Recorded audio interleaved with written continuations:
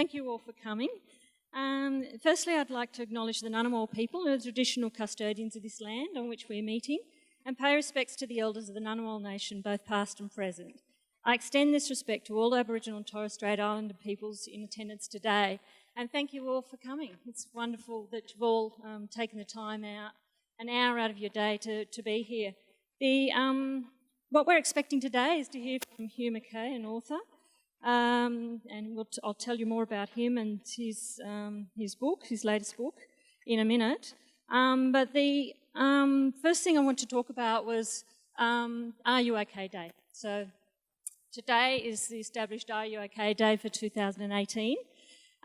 Each year we have some sort of function on. 2 years ago we had a men's panel who talked about what Are You OK Day meant to them. They talked about some of the strategies that they've used to start conversations with people around them. And last year we talked more about what we do after we've said, Are you OK? What we do with that conversation. So the 4 strategies we have with Are You OK is firstly to ask. Now, that sounds easy, but for a lot of people, we sort of avoid situations where we ask and then we're worried about what the answer might be. And I think Joe Roth said that quite well when he talked a few years ago, that he had a situation where he's out in the community. He was as you know, Joe Roth's a Wallabies professional, and he was a staff member here at UC. He said he was out coaching. A young man came along and he said, well, how are you? And the young man said, well, I'm not doing too well. Actually, I'm feeling suicidal. There was a long, long gap in the conversation.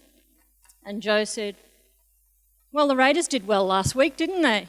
And you could hear the ripple of laughter through the community that was listening that day, because, sometimes we don't always know the right thing to say when somebody tells us that they're not doing too well.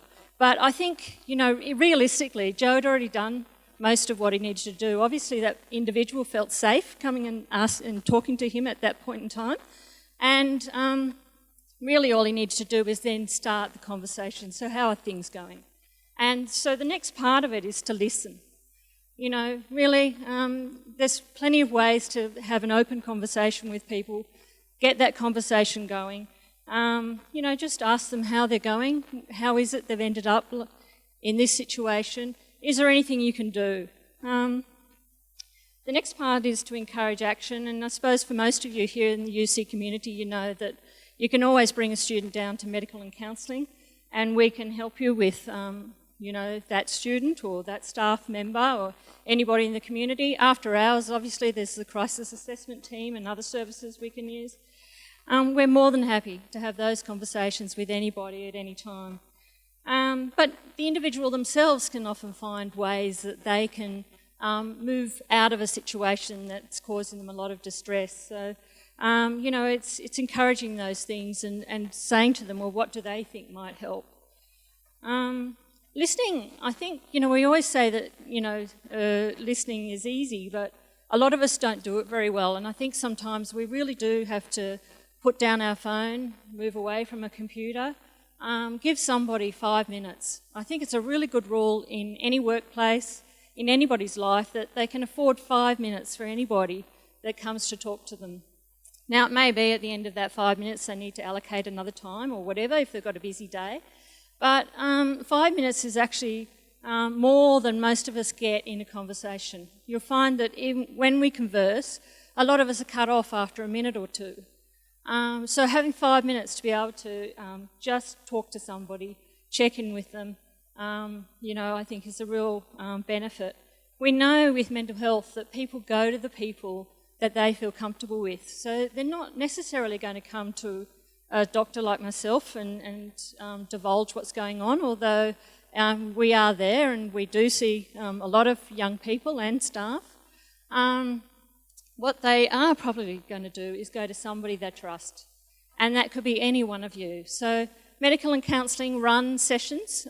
We're happy to go out to workplaces, to student groups, anywhere where they feel they might get some value add, go through some of the conversations that might be had and how those conversations might look.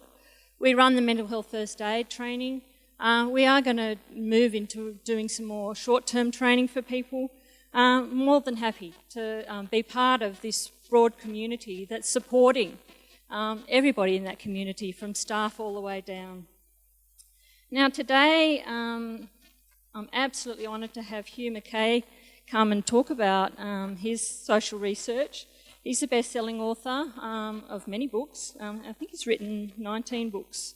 And his latest one is Australia Reimagined, which his career has spanned 6 decades, including 25 years as research director of the Mackay Report, publishing quarterly reports on all aspects of Australian life. Among many other appointments, he's had Deputy Chair of the Australian Council of Arts, Chairman of the Trustee of Sydney Grammar School, the inaugural Chair of the ACT Government's Community Inclusion Board, and is currently a patron of the Asylum Seekers Centre. He's a Fellow of the Australian Psychological Society, and he's been awarded honorary doctorates by 5 Australian universities.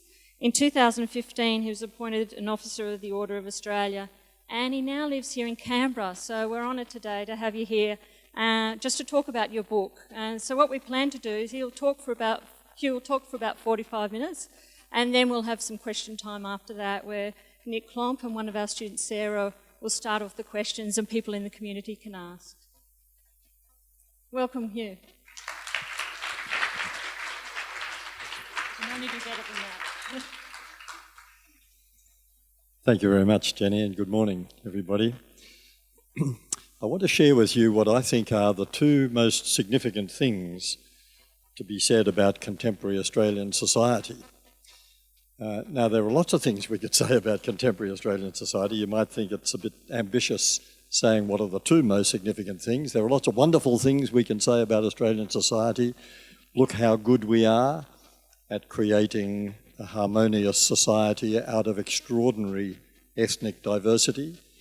We're possibly world champions at that. In fact, we do it so well that if there are outbreaks of ethnic tension or racism, they tend to make the news because they're very unusual for Australia. If we want to brag, we can brag about 26 years of continuous economic growth, although there are economists who argue about whether that's accurate. We could brag about how many Olympic gold medals we win and how many Oscars we've won and how many Nobel Prizes we've won. And we could brag about how famously innovative we are. We are, after all, the inventors of zinc cream, to say nothing of the stump jump plough and the rotary lawnmower and the hydroelectric scheme and all sorts of things. You could go on forever if you wanted to skite. But there are other things you'd have to say about Australia if you were going to do a sort of survey of how we're running at the moment. One thing you'd have to say is we are hopeless at hanging on to prime ministers. We're changing them at an unsustainable rate. I'm told that paramedics can no longer use the question, who is the Prime Minister, as a way of checking your cognitive function if you've had a bump on the head. But there are other things about us that aren't so flash. 2 million of us are either unemployed or underemployed. We are massively overweight. We've always liked to think of America being ahead of us on the world's league table of overweight nations, but we are about to overtake America as the most overweight nation on earth. There are other things we wouldn't be so proud of. We wouldn't like to say outside of Australia that we are the country with the highest rate of sexual assault in the world. We wouldn't want to say too much about our record, unprecedented level of household debt. We wouldn't want to mention that there are 2 million Australians living in poverty, and that includes 800,000 kids. UNICEF did an international study recently and announced that in Australia, 16% of our dependent children under the age of 15, 16% lack regular and reliable access to safe and nutritious food. Just ponder that. Australia, 26 years of economic growth, 2018, 16%. of dependent kids lacking reliable access to safe and nutritious food. We know that we have more young Australians in university education than ever before in our history. At the same time, we're constantly being told we have declining education standards in our primary and secondary systems. We have a seriously distorted housing market. We know what's happened to housing prices under the influence of various legislative moves that have encouraged investment in the housing market, like negative gearing and capital gains tax concessions, and they've worked. They have encouraged investment. So we've reached the stage where, for particularly young families, buying into the housing market in most of our major cities is now difficult and seems to many of them impossible, while at the same time, and here's the distortion, on census night in 2016, there were 1 million empty dwellings in Australia, unoccupied dwellings, 11% of the housing stock. And of course tonight, as we know, there will be more than 100,000 Australians with nowhere to call home. Well, that's a pretty dismal list. But I'm a patriot. I guess most of you would call yourselves patriots, and if you are a patriotic Australian, then you ought to be able to withstand occasional confrontations with some rather challenging facts about us, like those that I mentioned. But let me come back to the two that I think are absolutely central. And they're very closely related to the underlying message of Are You OK Day. The first of the two facts is that we are suffering, and by the way, we're not alone in this. This is a Western phenomenon, not just an Australian phenomenon. We are suffering an epidemic of anxiety. Beyond Blue told us that last year alone there were 2 million Australians suffering from diagnosable anxiety disorders. Add to that our epidemic of depression and obesity, and those three things can be seen as having at least some overlap between them. But 2 million Australians in any 1 year suffering from anxiety ought to be a loud warning signal that something is not well with us. So that's fact number one. It's an epidemic of a mental health crisis, in fact. Fact number two, we are more socially fragmented than we've ever been. And that's a big statement to make. I need to justify that, but maybe I don't need to justify it. Maybe I could ask anyone in the audience to stand up and tell us why we're more socially fragmented, what's happened to make us a more socially fragmented society. And I'm sure you could come up with a list rather like the list that I'm just about to present you with, because we know all this stuff. We're living it. All of these changes in our way of life that are pushing us towards greater social fragmentation are changes that we are living, and some of them are changes that we are helping to initiate by our changed behaviour. But let me just run through what I think are perhaps the main 6 or 7 contributing factors to our dramatically increased state of social fragmentation. Our households are shrinking. Now, to put this in context, our households have been shrinking for 100 years. In the last 100 years, our population has increased 5-fold, while our number of households has increased 10-fold. So we've been creating households at twice the rate we've been growing the population, meaning that our households have got smaller and smaller. The average Australian household now contains 2.5 people, and our fastest growing household type is the single-person household. That already accounts for 1 household in 4. That's how it was on census night. Roughly 25%, slightly over, 25% of our households contain just 1 person. And the ABS is projecting that within the next 10 to 15 years, that'll be one household in 3. A society in which every 3rd or 4th household contains just one person.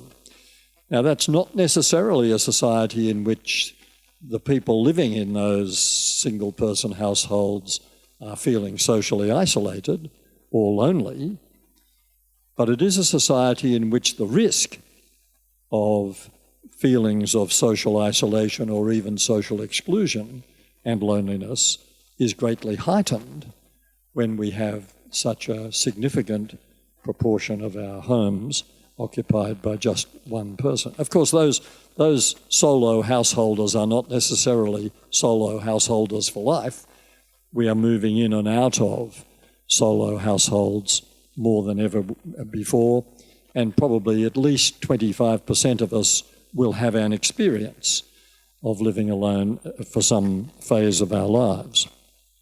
Now, many people who live alone love it and say, this is a symbol of my freedom and independence. No one can tell me what to do when I'm at home. I can watch daytime television without being criticised. I can eat baked beans out of a can, etc. I can whistle out of tune.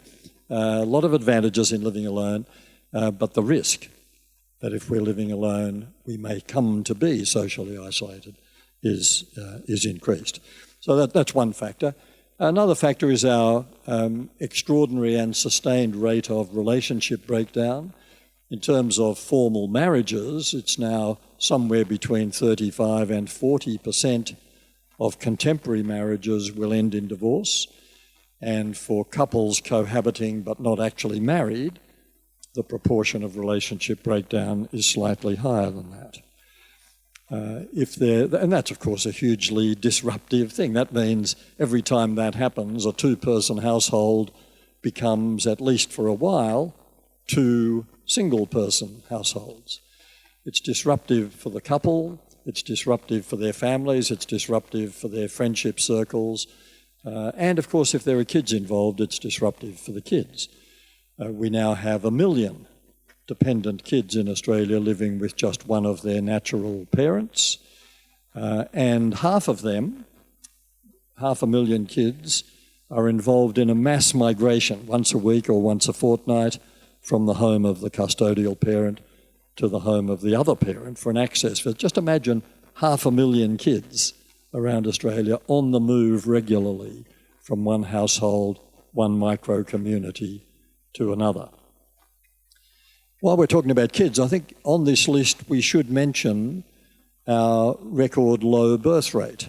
It's been this low before, and then it went up a little bit when there was a baby bonus being paid, which did what it was supposed to do, encouraged a number of people to have a few more kids. But it's gone back down again. We're sitting at 1.7 babies per woman, way below replacement, 2.1 babies per woman, way, way below the baby boom, which was the 15 years after the end of World War II, when the birth rate was 3.6 babies per woman. So it's now less than half that, 1.7. Why do I mention the birth rate when I'm talking about social fragmentation? Well, any of you who are parents, or any of you who can remember being kids, will know that if you move into a new neighbourhood, it's usually the kids who get to know each other first. Kids act like a kind of social lubricant, and family networks, friendship networks within a community usually begin in the playground or on the school bus or on the soccer field or somewhere where the kids get to know each other and then the families do. So if there are fewer kids, and we are producing relative to total population the smallest generation of kids Australia has ever produced, fewer kids equals less of that social lubricant. We have to compensate, of course, and we are compensating. You will have noticed, I'm sure, that as the birth rate has fallen, the rate of pet ownership in Australia has risen, especially dogs. And we know that many of those dogs are being acquired as child substitutes because of the names they're given.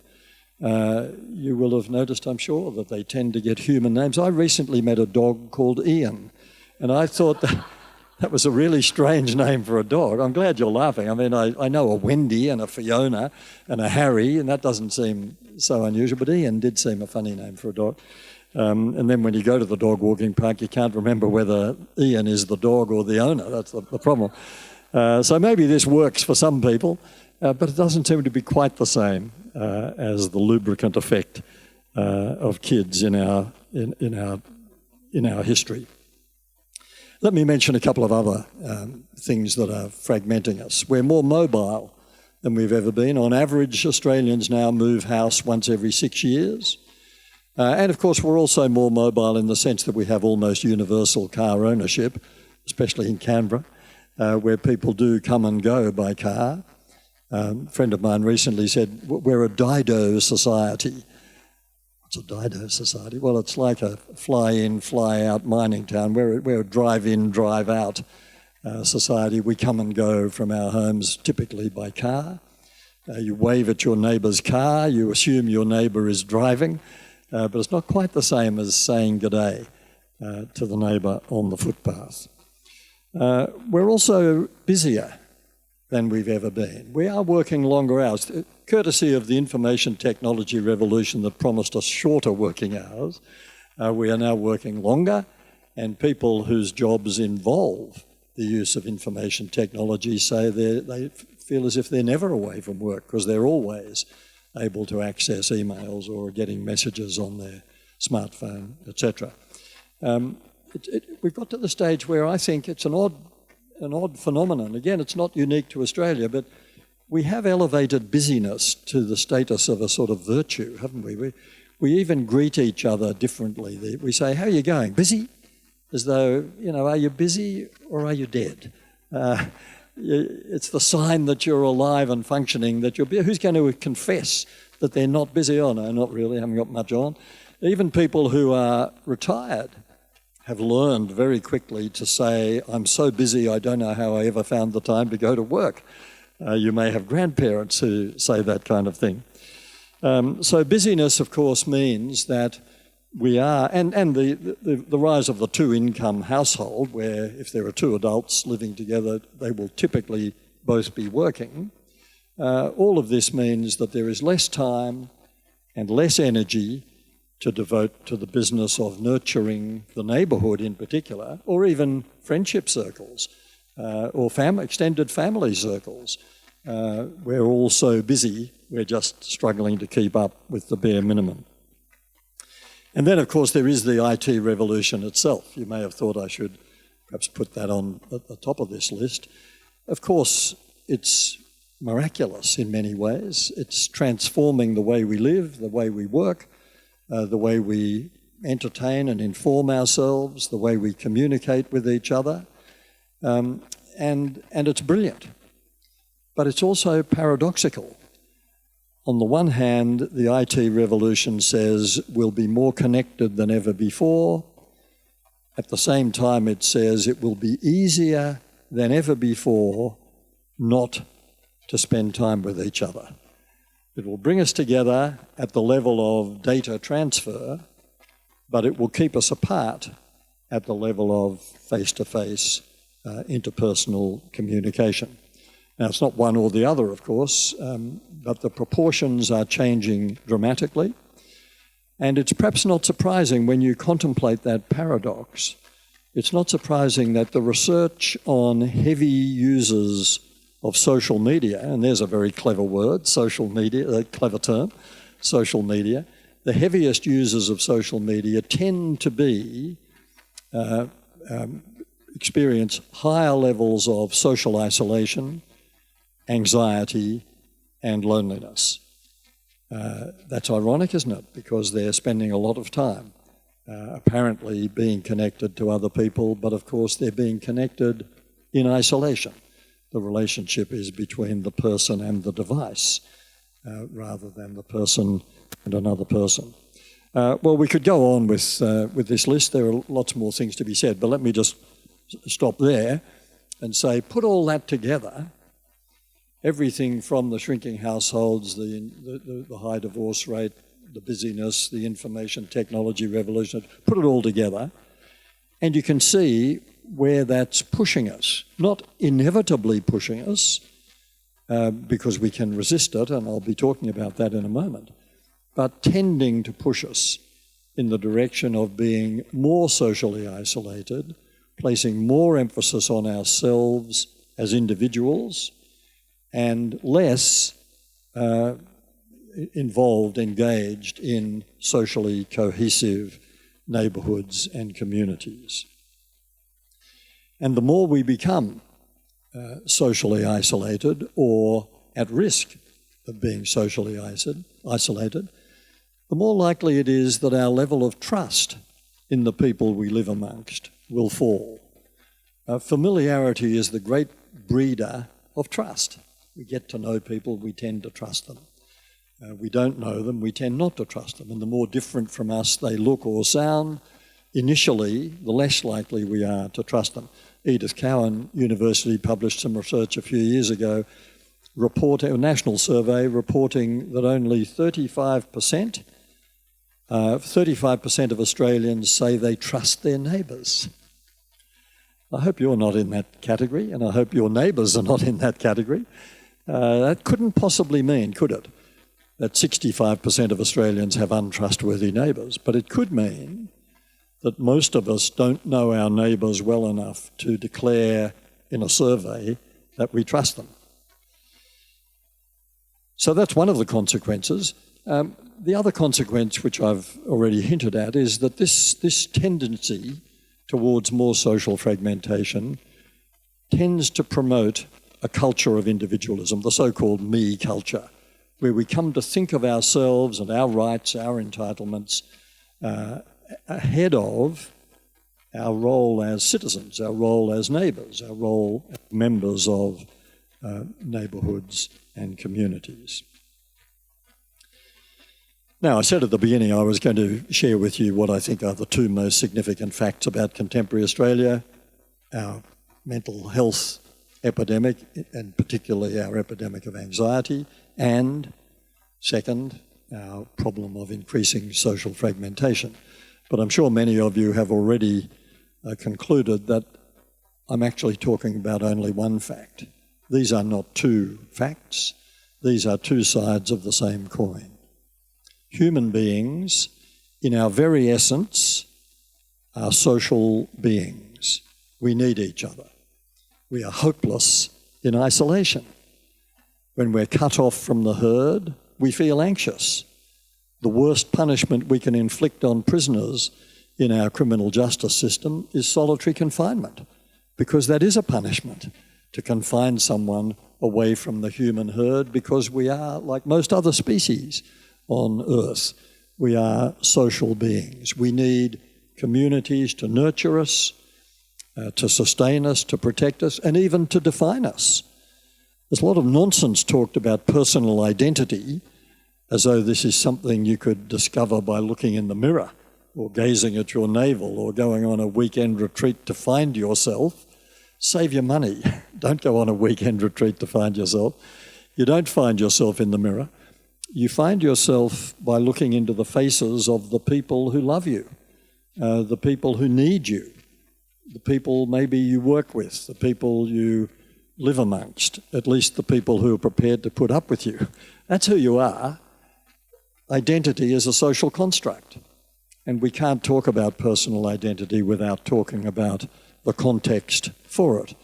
One of my heroes, the American psychotherapist Carl Rogers, said towards the end of his working life that when any of his clients came to a full realization of who they are, it was always to realize that they belonged somewhere, that they fitted into some kind of context: work, neighbourhood, family, a friendship group, whatever it might have been.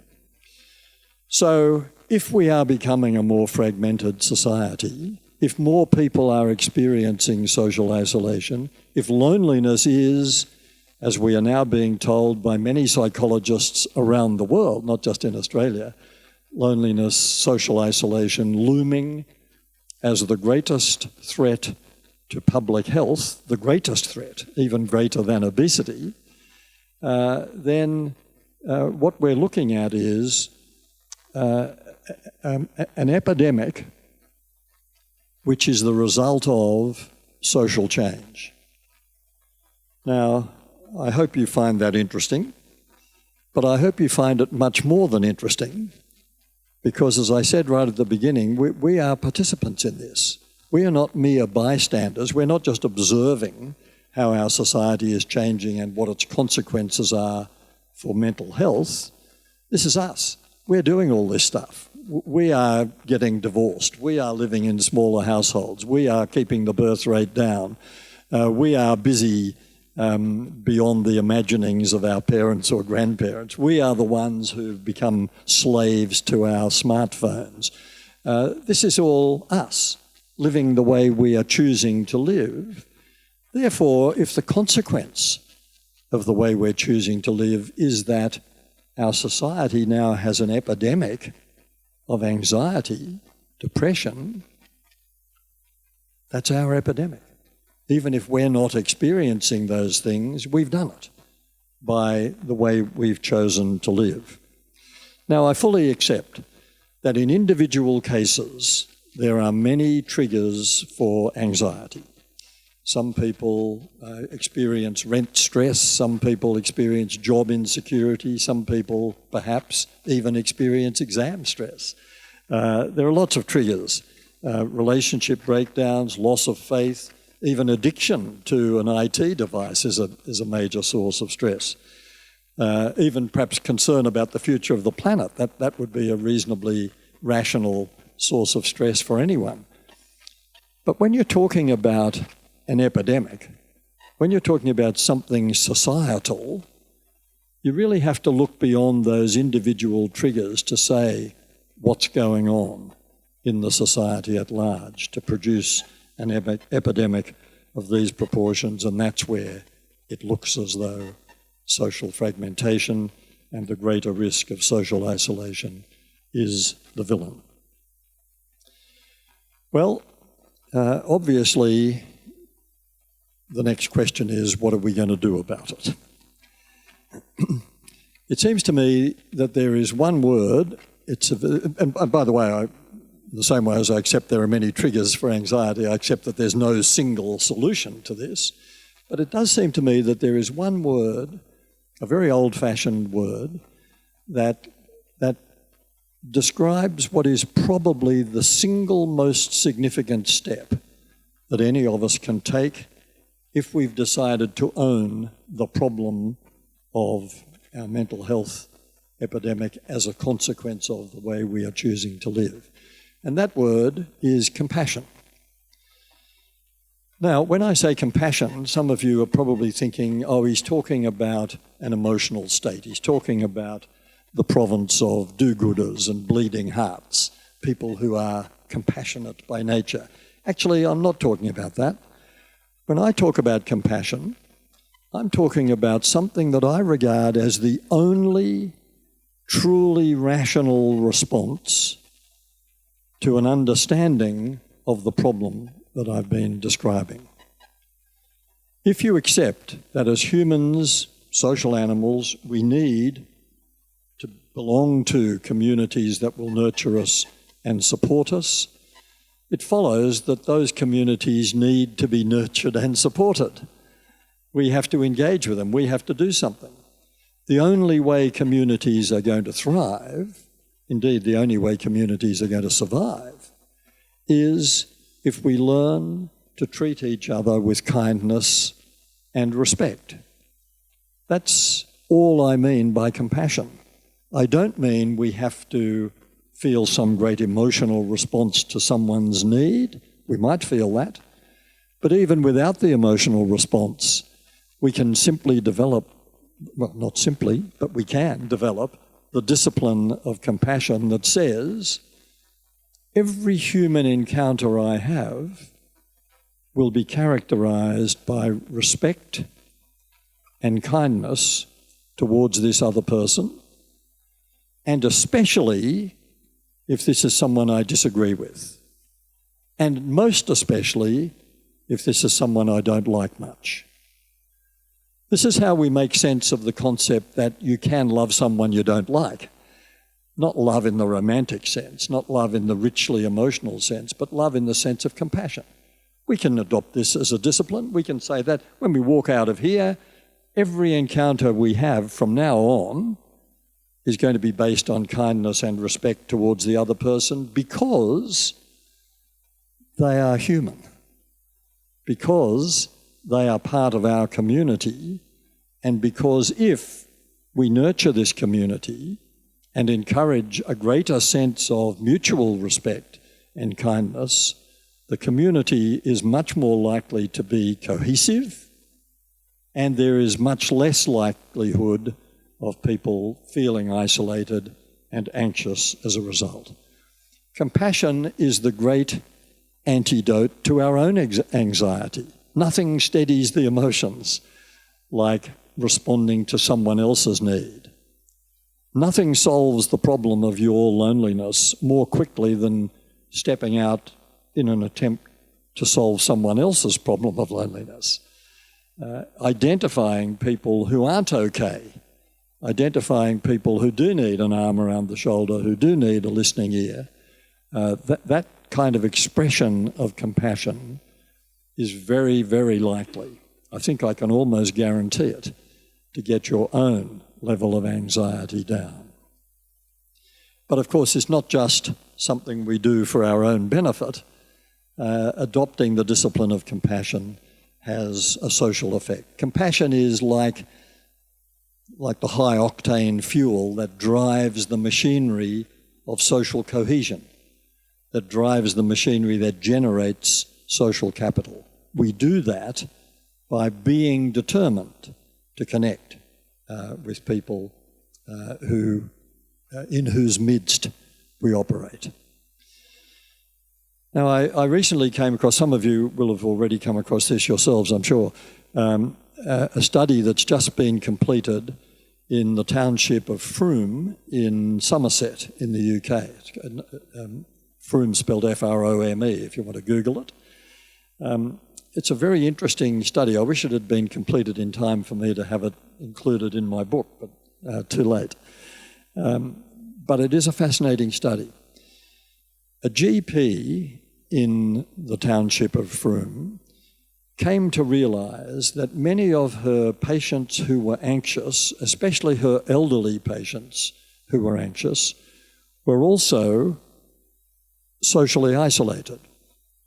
And she made the connection that I've been talking about this morning and decided that really they ought to do something about it. She got together with some medical colleagues and some members of the local council, some other community leaders, and together they launched something with the extremely clunky title, the Compassionate Froome Project. Now you might think that would have had the community rolling its eyes. We're going to have a Compassionate Froome Project. Well, they did it, and it's now several years old. It's been the subject of formal study for 3 years. And the results of the Compassionate Froome Project are extraordinary. Across most health indicators, there has been a significant improvement. And one health indicator in particular took everyone by surprise. The rate of emergency hospital admissions came down over this 3-year period in Froome by 17%, while across the county of Somerset, the rate of emergency hospital admissions went up by 28%. And a palliative care physician in Froome said, "We have never before had an intervention which resulted in a decline in the rate of emergency hospital admissions." So, okay, what was this brilliant intervention? What was the Compassionate Froome Project? It's so brilliant, it's something you would never have thought of all by yourself. This is so creative, only a genius could have come up with the principles of the Compassionate Froome Project. It consisted of things like this. Get to know your neighbours.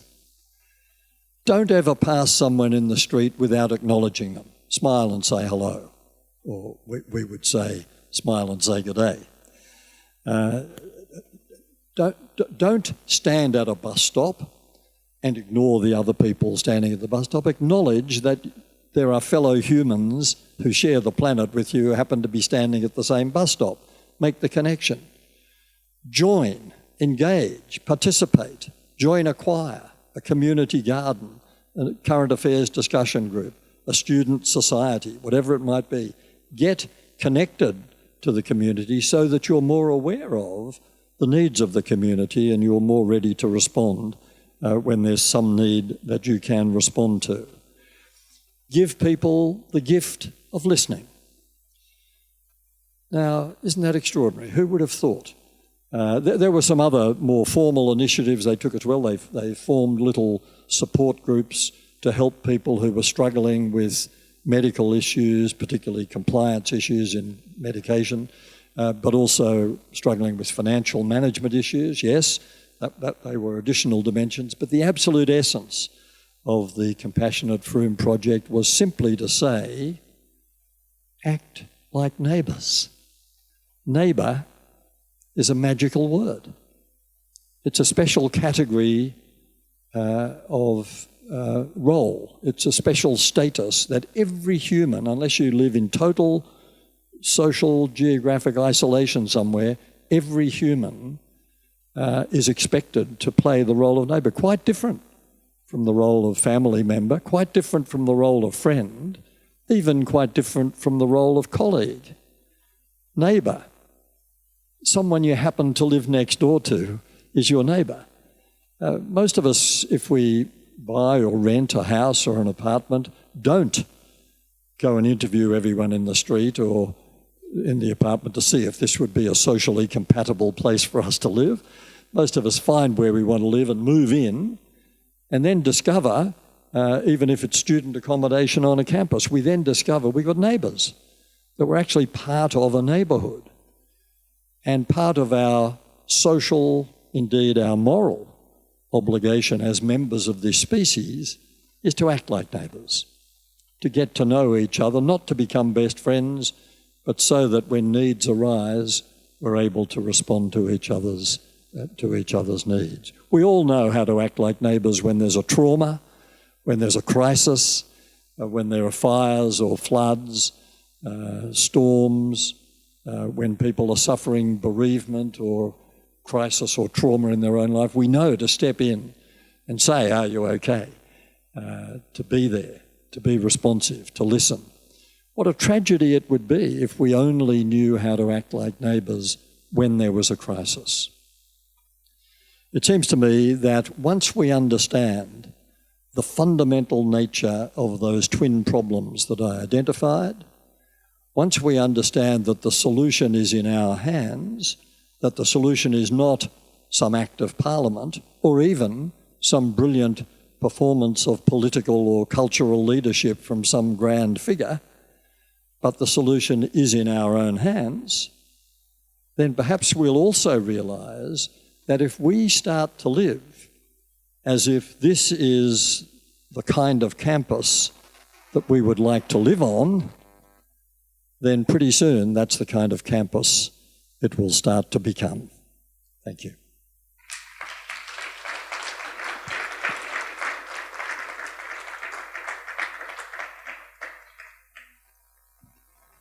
Thank you so much for your time today, Hugh. It was really fascinating. I did have one question for you. Good. Access to education is often seen as a benchmark for a society's development. Yet there is an increasing shift towards online education in our universities. What advice do you have for universities who are attempting to develop and promote an online community for these students? This is a dream question, thank you. It's currently one of my favourite things to think about because it is happening, as you say, all around the world. Now, I think we probably have to fundamentally rethink, for example, the role of lectures.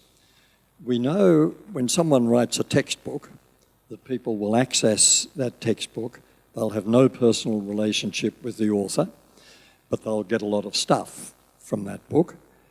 I think we're moving towards a future which is almost here, where lectures will be like textbooks. They will be online, we'll access them, and we'll get out of them like we get out of a textbook, useful information. Question, what's happened to the concept of a university? What's happened to the concept of a three-dimensional campus? It seems to me, and it's already happening in the smartest universities, may well be happening here, if not, it'll start tomorrow, I'm sure.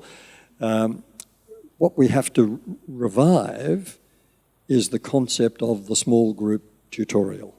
We have to recognise that students are going to access all sorts of foundation information they need for any course, but in the end, education only happens through a relationship. I'm a total believer in the idea from Socrates to the present, and looking at the foundation principles of two of our greatest universities, Oxford and Cambridge, all based in that case on the idea of the one-to-one relationship between tutor and student. Lectures more or less optional, but intense interaction. And the reason I say that is that it seems to me you cannot create this magical thing called education without empathy between student and teacher, or pupil. Let's use the old-fashioned word, pupil and teacher. That requires empathy. It requires some kind of emotional connection which creates the conduit through which the educational process can work. It doesn't happen with a textbook. It doesn't happen with an online lecture, no matter how brilliant or entertaining. We are still spectators. We are still readers. But when we engage, particularly in a small group with a tutor, now we have a relationship. And it's a relationship in which we can't get away with the absence of empathy because it's human beings interacting. Someone famous, I can't now remember who it was, said about teaching, no one cares what you know until they know that you care. And I think that, probably every teacher should have that written up in their office somewhere, because that's what students respond to, of course, the warmth of an engaged teacher. It's hard in a mass lecture theatre, very hard to develop that. So I'm actually maybe in a small minority at the moment of people who are cheering the advent of online lectures. They won't create online communities. I mean, we do have this thing we call online communities where people interact online. It's so different from this kind of community. I think it's funny to use the same word, community. It's a different kind of network. It's a data transfer network. But because we're moving in that direction with lectures, how are we going to fill the vacuum? And the answer to that is where the magic will come from.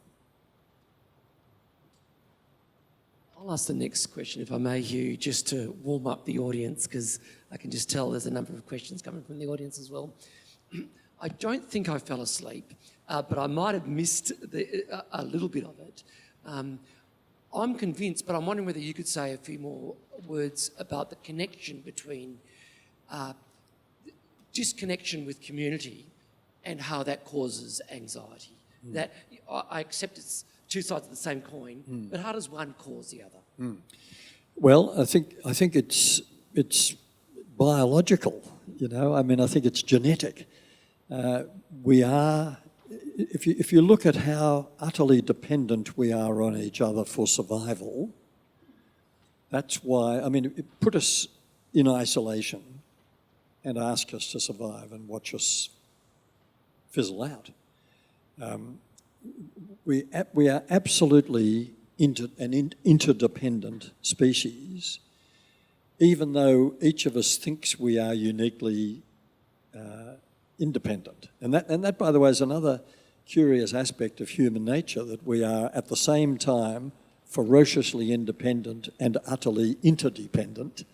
And that explains a lot of our confusion and a lot of our conflicts and a lot of tension that many of us experience. But the anxiety comes as it would for a sheep who got lost and away from the flock. That sheep, I don't know how you measure anxiety in sheep, but that sheep is going to be anxious because a social species needs community. So the anxiety is just an automatic biological consequence of a social being, a herd animal, being cut off from the herd, or feeling, worst of all, excluded or even rejected by the herd. That's one of the problems of people who live alone, particularly elderly people, and they're our most vulnerable cohort in the population. If they are socially isolated, and if the neighbours aren't thinking to come and knock on the door and say, can I put your bin out, or do you want me, I'm going to the shops, can I get something for you? They can start to feel not just isolated, but actually excluded. And that then can lead to feelings of alienation. And you can see where all the mental health issues that would follow from that. So I think it's an automatic response, Nick. If it is, and Mary's next. If it is, I think it might be our job, Sarah, to be running around with the mics in a second.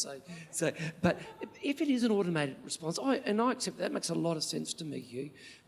Why don't individuals? Why aren't they driven to auto-correct out into the front street and talk to people and knock on the neighbours' doors themselves? Yeah. Have we set up barriers where people don't feel empowered to be able to do something about it, to get more socially connected? Yeah, it's fascinating, Nick. And I think we have. Not consciously, I don't think we ever said, look, we're going to make it tough for people to connect. But our busyness, we're not going to turn the clock back. We've got to adjust to the way we live now and figure out the solutions. If we did turn the clock back, we'd say, well, communities used to function when we weren't so busy, and in particular when there were a lot of stay-at-home mothers who fostered the life of a neighbourhood and a community. Well, we're not going to return to that. So we have to find ways of adapting. And there are many people in many parts of Australia who are taking positive initiatives, saying things like, we'll have Friday night drinks, come to our place, or we'll have a street party twice a year. Or we'll create a little community garden on the nature strip, or we'll plant some fruit and vegetables and people can help themselves.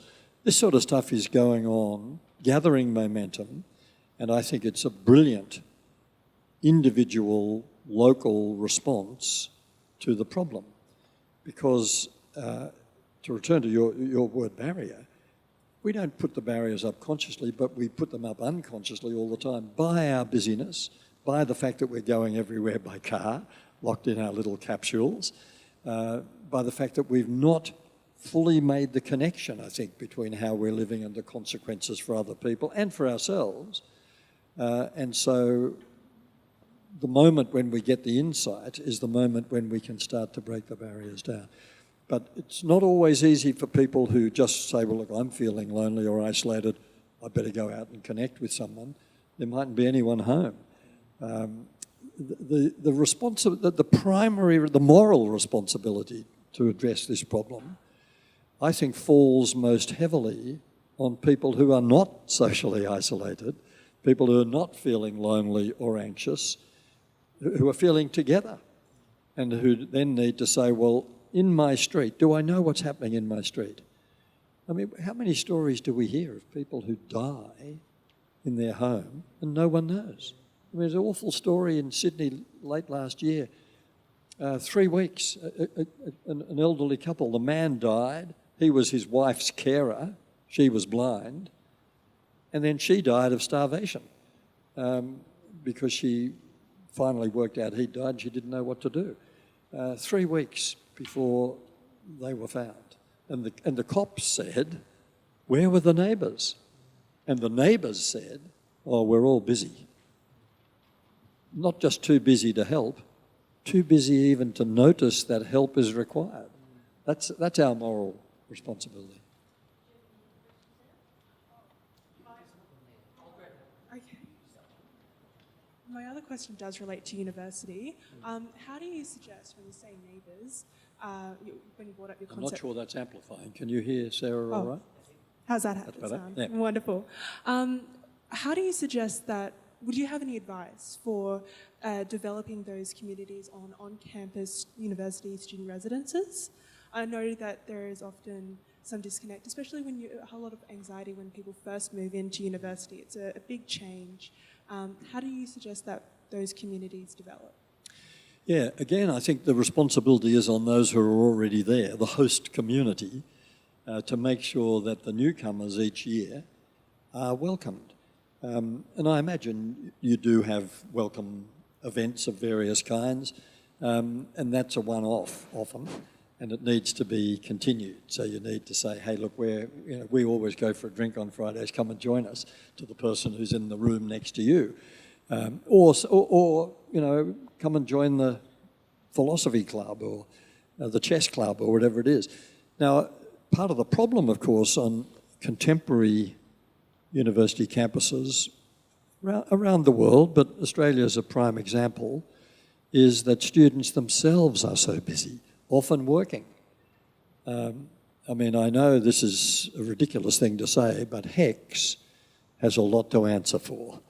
In a society as prosperous as ours, I'm still astonished that we are sending university students into the workforce already in debt, and many of them are working while they're studying because they know they've got the HECS burden that's got to be eventually relieved. So that problem of student busyness, I heard a lecturer saying recently, I know my lectures are just an entry in my students' diary, they've got so much on.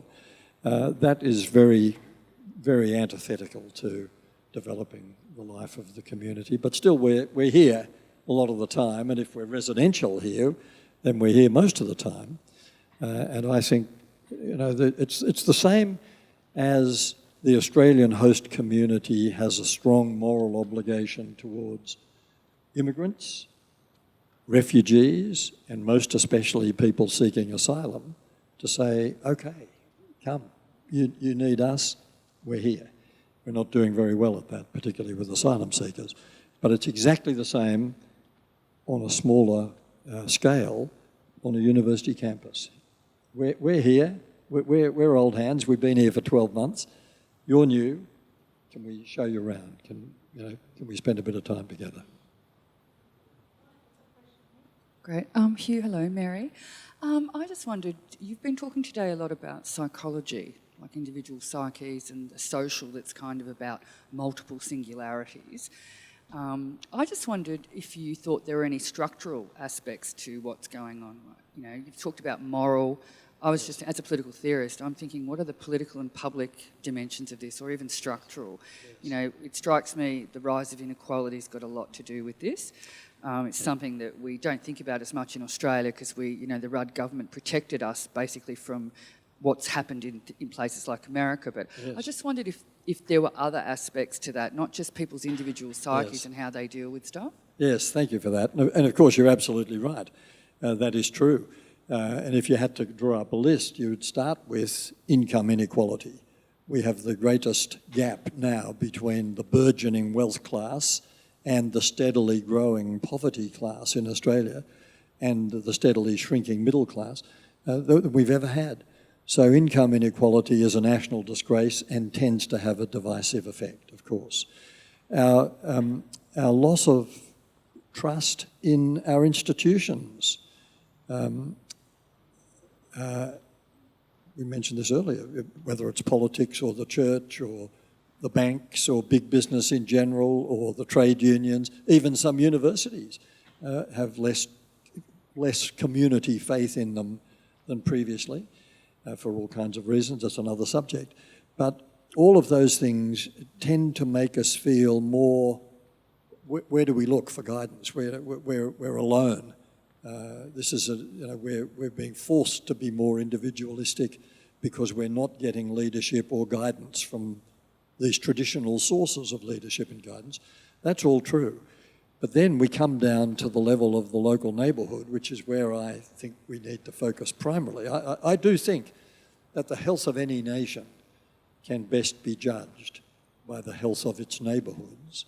And so your point emerges again very strongly. We need to be creating spaces and places where social interaction is easy for us. given the way we now live, one of the worst ways of housing people is the traditional so-called quarter-acre block, the house and garden, the strung-out suburbs, which were terrific for the way we used to live 50 years ago, even 30 years ago, hopeless today, because in a drive-in, drive-out society and less footpath traffic, people are isolated from each other by their generous front and backyards. So that's a bit outmoded. The other housing development that's completely wrong for us, but don't tell any developers this, is high-rise. The city of Parramatta is now talking about 4 100-storey residential towers. Now, here is a way to guarantee social isolation. The more tightly we pack people in, the more obsessed they will become with privacy and security. They'll have 3 locks on their door. They'll avoid eye contact in the lift or in the car park. And then they'll drive off somewhere else to socialise. So those two things are bad. What's good is medium density, and there's a bit of it around Canberra, and some of it's very stylish and going very well. And that's a good solution, provided we don't just create medium density housing stock, but we make sure there are cafes and medical practitioners and convenience stores and libraries and all the things that encourage what makes a neighbourhood function, which is not people seeing each other by appointment, but incidental social interaction. Because you're here, if I may just ask really quickly, before when you referred to the change of Prime Ministers and the parametric question, I just wondered, like I always ask people what their view of that is, because I teach Australian politics, you know, and I wondered what your view was, because people say to me, oh, the government, and I was thinking it's actually it's about the community. Yeah. It's about values and clashing of values, and that's what it represents. So I just wondered if you could quickly tell us what you think. Yeah, I think what we would generally, safely describe as the political shambles at the moment, not far from here, is really good for us, because it's forcing us to say, well, we won't get our inspiration from them, we won't get the kind of national leadership we might yearn for from them, we won't get a sense of vision from them, they're too busy working out their own power plays, so we'll have to do it. And so the sort of thing that I mentioned in response to Nick's earlier question is happening. Local communities starting to organise themselves to live the kind of life they think they should live. Even community like Goulburn, just up the road, organising itself as soon as possible to go off the national electricity grid because they want to develop their own clean and renewable energy. And Canberra's heading in the same direction, of course. So I think this is a very interesting period in our history where, due to some failures at the institutional level, we are starting to say, hey, actually, it is up to us. And to talk about the values of the nation, we can't talk about the values of the nation without accepting some responsibility for what they are. Doctors also use the Prime Minister as part of our mini mental state exam in dementia testing. So, you know, we've had to reevaluate what we do with that question, along with asking people to spell world backwards and a few other items on that list. Does anybody else have any questions? Yes, I'm just curious about language. I notice that for a lot of the students I see, a lot of their communication is on their phone and various other social media devices. And when I ask them to tell me how they feel, they don't have adjectives to describe their emotions. So if you're talking about community and relationships, if people can't actually talk to each other about good and bad emotions, how does that devalue our communication? Yeah, it's a huge issue, and it's going to be a growing issue as we raise the next generation and the next generation of children and adolescents for whom a smartphone is an integral part of their life, and they learn to exchange messages as efficiently as possible and as briefly as possible and with as many emojis as possible. We may be in fact evolving into a new hieroglyphic language. I think that's very likely to happen as far as the written word is concerned. And there are many consequences of this smartphone revolution in particular, but one of them is exactly the one you've identified, that there is less facility in social interaction and in emotional response to other people, because there are many wonderful things about doing it all on smartphones, but the one thing that's missing from online communication of any kind, smartphone, computer, etc., the one thing that's missing is emotional vulnerability. Now, I know that bullying occurs and people are victimised by that, but broadly speaking, when you're communicating, in quotes, via a smartphone, it's all at arm's length. You're not making it. When we have a conversation, if the conversation is going to work, we make ourselves emotionally vulnerable to each other. We run the risk of being changed by the encounter. And of course, it's a rich, complex, nuanced encounter with rate of speech, tone of voice, facial expression, posture, gestures, all carrying more weight of meaning than the words themselves. Whereas online, we've only got the words. I don't really count emojis as a substitute for these things. So it's a revolution. It's not unstoppable, but it does mean it's a particular responsibility for parents, but also teachers and counsellors and others and friends to say, hang on. In fact, I've heard some friends recently saying, months went by, we never saw each other. We were just doing it. It was so easy just to communicate, and then we said, well, hang on, let's stop sending each other messages, let's meet for coffee. And it was a revelation. We had this wonderful conversation. We're not going to forget that, but we are, at the moment, at this stage in the evolution of all this stuff, we are in danger of parking that as an issue and thinking this is so brilliant and we are so permanently, continuously connected. I was talking to a group of Year 11 students in the Blue Mountains a couple of months ago, and one of the girls mentioned she keeps her smartphone under her pillow at night. And I should have realised this goes on, but I said, does anyone else keep their smartphone? Forest of hands. Everyone keeps their smartphone under their pillow, fear of missing out, FOMO. Someone might send me a message, don't want to miss out. Well, that's a huge social, cultural shift, and we will have to shift back. I mean, we're humans. As I said in response to Nick's question earlier on, we are by nature social beings. We pay a high price for being socially isolated, and the media, the social media that are promising to make us connected are actually isolating us. And what you've discovered in your consulting room is one of the consequences. Yes? It's interesting you talk about creating the campus that we want it to be.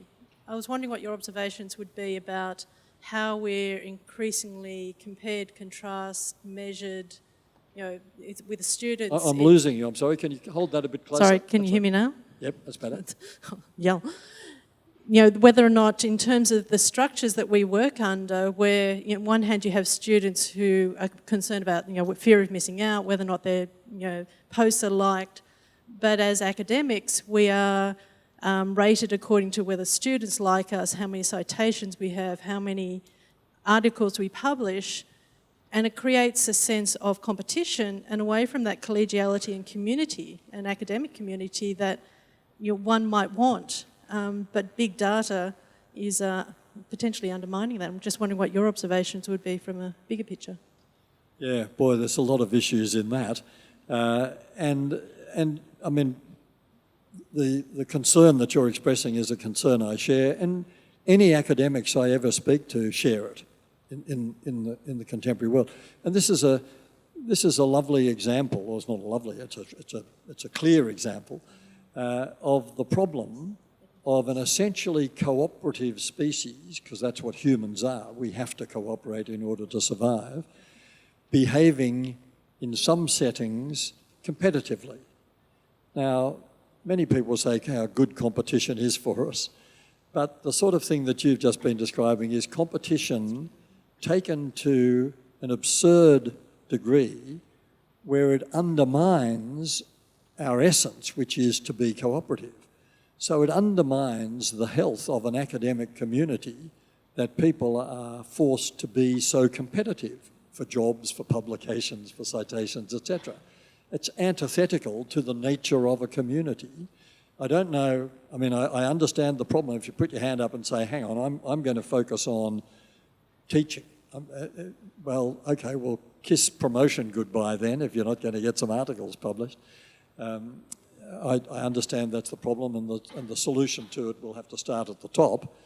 But it's the same for students. I mean, if the whole obsession is about competing for marks, competing for positions, for rankings, etc., then that undermines the nature of the learning process. I mean, even, it's another whole subject as well, but even the idea of marks as a reward for learning is a destructive concept. It happens to be universal, but it's still destructive. I mean, one of the things we know about rewards is that they are just as damaging as punishments, because both rewards and punishments take our eye off the intrinsic value of what we're doing and focus our attention on the extrinsic value, like how many marks. In my new book, I quoted I think it was in this book, I quoted an example of a secondary school teacher who said that he often tried to introduce material beyond the curriculum to his students just to enrich the educational experience. But it got to the point where students would say, is this in the exam? And if he said, no, this is just, we're just going to explore this, they weren't interested because they'd become so focused on the extrinsic reward of exam marks that they'd lost sight of the intrinsic value of education itself. Now, we're almost finishing up. Before I go to this last question here, anybody who hasn't put in for the draw, if you want to go and put in your tickets now, because we'll draw that straight after this question. Thank you for this fascinating talk. I've come here, some of us teachers have come here with international students. Many of them come from collectivist, interdependent kinds of societies in Asia mostly. They bring some of those values to their classroom in terms of working. They work together interdependently frequently. They frequently organize social events together, partly because they're isolated here and they're a community that's forced together.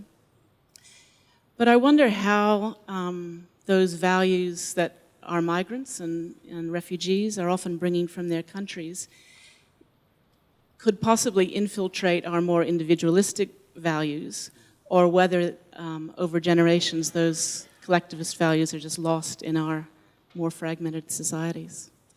Yes, thank you for that.